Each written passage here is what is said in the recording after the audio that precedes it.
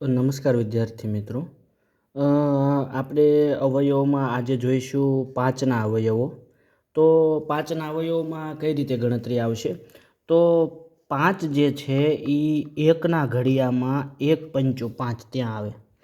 ત્યારબાદ બેના ઘડિયામાં તો 2 એકા 2, 2 દુ 4, 2 તેરી 6 તેમાં 5 આવતા નથી. ત્યારબાદ ત્રણના ઘડિયામાં 3 એકા 3 ને 3 દુ 6.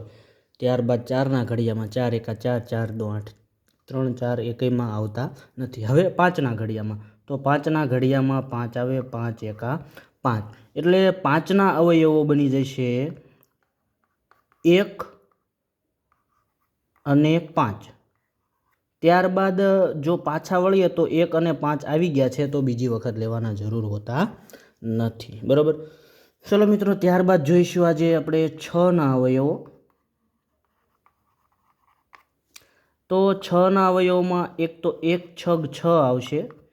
બેના ઘડિયામાં 6 આવે, 2 એકા 2, 2 દુ 4, 2 તેરી 6, 2 તેરી 6. ત્યારબાદ ત્રણના ઘડિયામાં પણ 3 દુ 6 એમ આવે. બરાબર. અને છેલ્લે 6ના ઘડિયામાં 4 અને 5ના ઘડિયામાં 6 આવતા નથી. બરાબર. 6ના ઘડિયામાં 6 એકા 6. હવે આ જે 6 છે એના 6ના અવયવો બની જશે 1, પછી 2, પછી 3 અને છેલ્લે 6. પછી પાછળ અહીંથી વળીએ છીએ તો આ 1 આવી ગયા છે, 2 આવી ગયા છે, 3 આવી ગયા છે, 6 આવી ગયા છે. બીજી વાર લખવાની જરૂર હોતી નથી. બરાબર મિત્રો.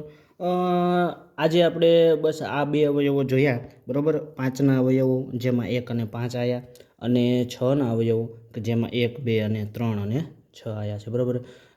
મિત્રો, અવયવો જેને શીખવા હોય તે અમારી ચેનલને સબસ્ક્રાઈબ કરી લો, અને આ વિડીયો તમારા મિત્રો સુધી આગળ શેર કરો કે જે લોકો ગણિત શીખતા હોય ત્યાં સુધી. બરાબર. તો તેમને બહુ આ વિડીયો કામનો છે, અને તેમને પણ કહો અમારી ચેનલને સબસ્ક્રાઈબ કરે અને લાઈક કરી દો અમારા વિડીયોને, અને આ વિડીયોને આગળ શેર કરી દો.